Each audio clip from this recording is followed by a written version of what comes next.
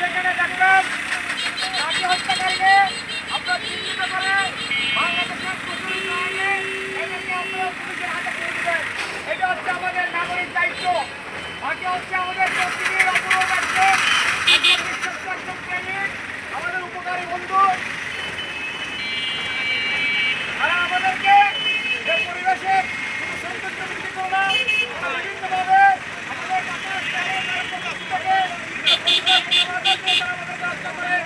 আজকে যারা পাখি হত্যা করে তারা হচ্ছে আমাদের জাতীয় শত্রু।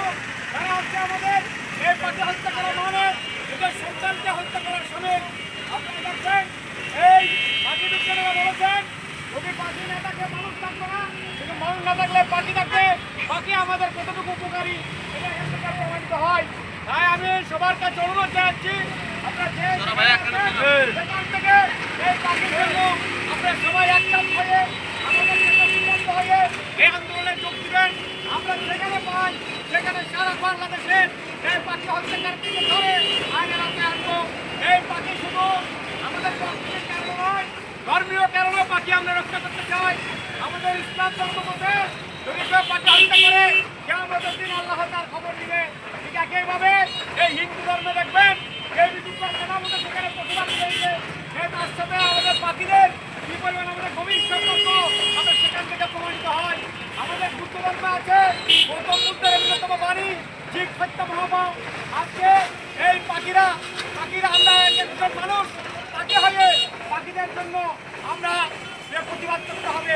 ঠিক আপনারা দেখবেন 1000 বছর কোনো মানুষ যদি পাখি কাছায় বন্দি রাখে সেটা চমানবিক একটা নির্যাতন।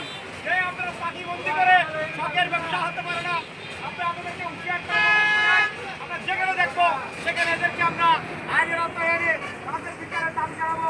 এটা হচ্ছে মানব সভ্যতার অন্যতম প্রধান কাজ হচ্ছে। আজকে দেখবেন যত মানুষ মারা যায়, আজকে পৃথিবীতে 20 ভাগ মানুষ মারা যায় পরিবেশের কারণে। আজকে মানুষ শুধু মানুষের অধিকারের জন্য বলে এই যে পাখি রয়েছে, বৃক্ষ রয়েছে, তরুণতা রয়েছে, এদের অধিকারের জন্য আমাদেরকে বলা দায়িত্ব।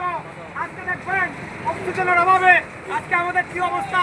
করোনাকালীন সময় আমরা দেখেছি একজন মানুষ 4100 টাকা করে অক্সিজেন কিনে নিয়েছে। আজকে কিভাবে কোনো কিছু আমরা নির্বিচারে হত্যা করতে যাব না। কিছু অতনবী কিছু অমানবিক কিছু মানুষের কারণে আজকে সারা পৃথিবী আজকে শান্ত। তাদের বিরুদ্ধে আজকে আমরা এই আমাদের যে সংগ্রাম চলে সে সংগ্রাম আমরা চালিয়ে যাব। আমরা আজকে স্লোগান দিচ্ছি পাখি হত্যা বন্ধ কর, পাখির মতো জীবন ধর। আজকে আমরা একটা স্লোগান দিচ্ছি।